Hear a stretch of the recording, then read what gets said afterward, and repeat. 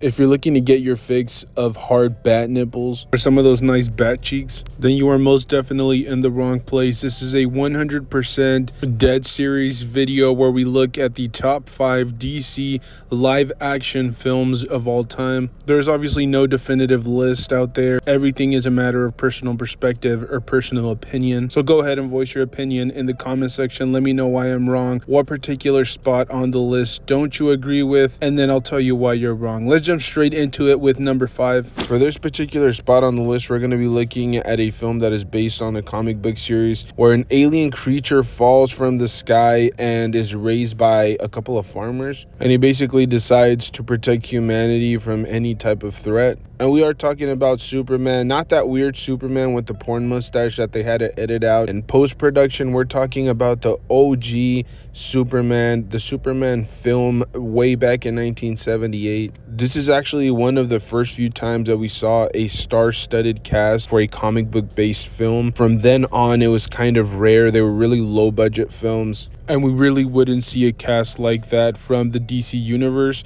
at least until probably the Dark Knight Christopher Nolan series. You had Christopher Reeves playing Clark Kent, aka Superman. And yes, I suppose that is a spoiler alert. Yes, Clark Kent is Superman. I know he has that killer glasses disguise, but that's just not enough to fool us. We had Marlon Brando also play Jor-El, obviously as Kal-El's original father or biological father. Not to mention Gene Hackman as Lex Luthor, the villain himself. And then you have, in my personal opinion, the most iconic actress in the entire series or in the entire DC comic book universe. You have Margot Kidder, who we all know as Lois Lane. We grew up knowing her as that. She was in multiple films, multiple different projects. And then to round it out, you had Glenn Ford as Jonathan Kent. All of these actors went on to have just absolutely phenomenal and illustrious careers. The special effects that this film was utilizing at the time were absolutely groundbreaking and really set the foundation for future generations that wanted to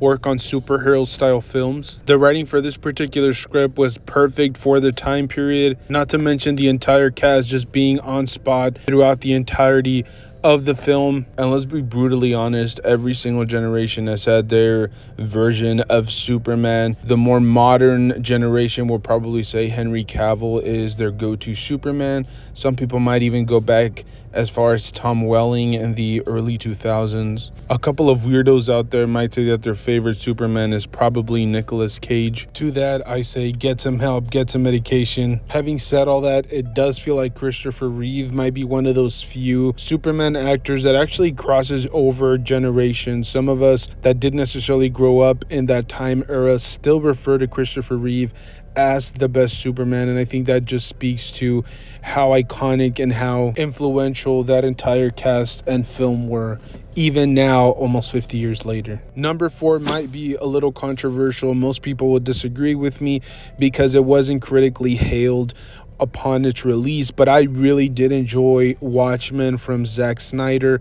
This is obviously based on the comic book series or the graphic novel. They came out way back in 1986, and it was pioneered by Alan Moore, who was the creator. The comic book story was actually very well received and has become an absolute staple of the comic book community. And Zack Snyder's style can definitely be off-putting for a lot of people. He does a lot of slow motion. Everything seems very stylized in his films. I think 300 is a perfect example of that. He took something that's actually a historic event and stylized it way beyond recognition. So as I mentioned, I can definitely understand why a lot of people or a lot of critics were turned away, and there were also some liberties that he took towards the end of the comic book series, or actually in this particular case at the end of the film, that really didn't correlate with the graphic novel. So those were just some of the minor nitpicks that a lot of the people had in regards to the film. But I think the overall central theme was really good. It was about kind of uniting the entire human race against one entity, and he portrayed that in a very realistic, very down-to-earth, gritty way, which I think is what a lot of people gravitated towards this film for. Also had some very captivating performances from actors like Patrick Wilson, who played Night Owl, and then you have Jeffrey Dean Morgan, who is playing the comedian. Really good performances, and I love that they decided to put Dr. Manhattan's little kind of journal entries as well.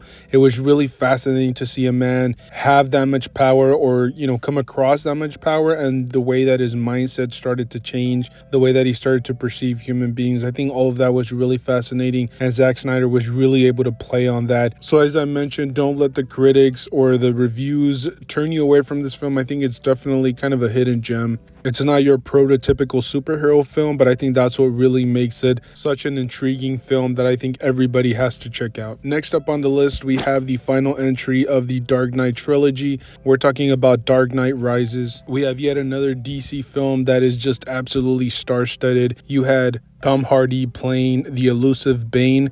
You had Anne Hathaway playing Selina Kyle, aka Catwoman. You had Christian Bale playing Batman. Gary Oldman returned to reprise his role as Commissioner Gordon. Michael Caine as Alfred. And the irreplaceable Morgan Freeman as Lucius Fox. The film sets up this big, giant, epic battle between Batman and Bane. And usually a character that, as far as the animated series and the comic books go, he's mostly been pictured as kind of just a big henchman. However, in this particular film, he is the main antagonist, and he comes with his own principles and morals about Gotham City, and also how he plans to basically cleanse the entire city of corruption and crime. You can definitely feel the aura of this film. It's very desperate, it's very heavy. Bruce Wayne has already lost a lot up to this point in his life. His parents as a young child, Rachel eventually, and then obviously Gotham's White Knight and Harvey Dent. So there's definitely, like I said, there's a lot of desperation when it comes down to this film. This is an older, beat down Bruce Wayne,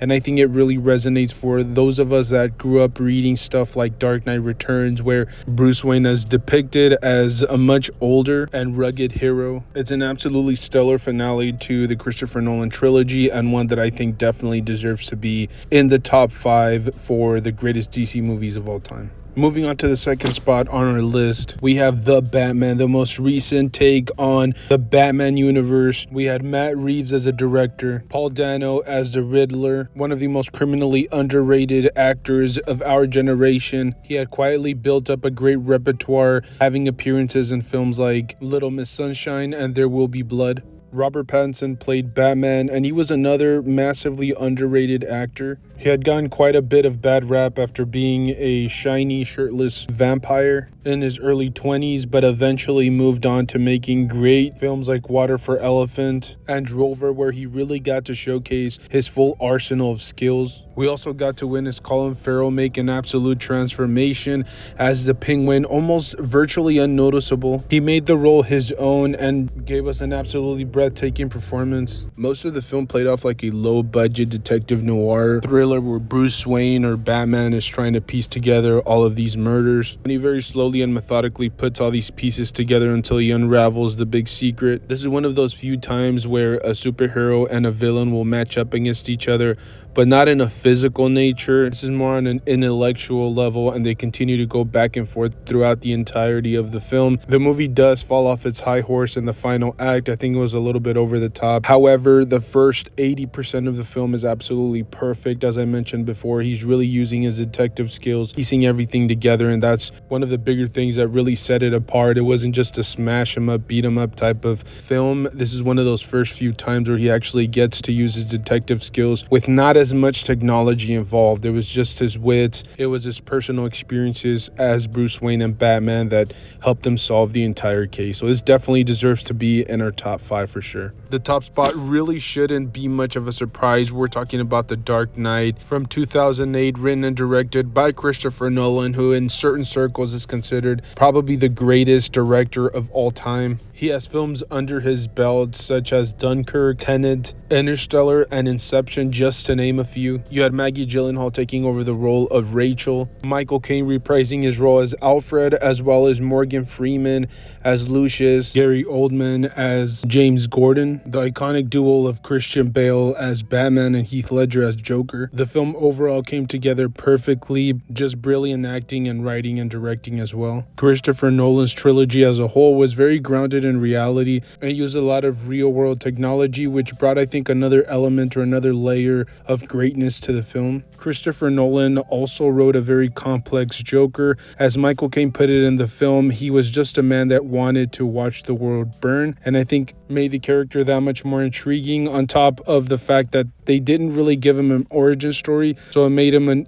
even more mysterious figure in the film. In my opinion, not only is this considered the best comic book based film of all time, but it might very well be one of my top 10 favorite films of all time, regardless of whether it's based on a comic book or not. I think it's an absolutely perfectly built film from beginning to end, and it will definitely make you challenge your preconceived notions of morality and what technically entails a bad person. So there you guys have it. This is my personal list for the top 5 DC films of all time. Let me know in the comment section what you guys disagree with. This was an incredibly difficult list to put together because I am a huge DC fan, but either way, let me know what your top 5 are in the comment section. Stay safe. Thank you guys for tuning in. I will see you guys in the next one.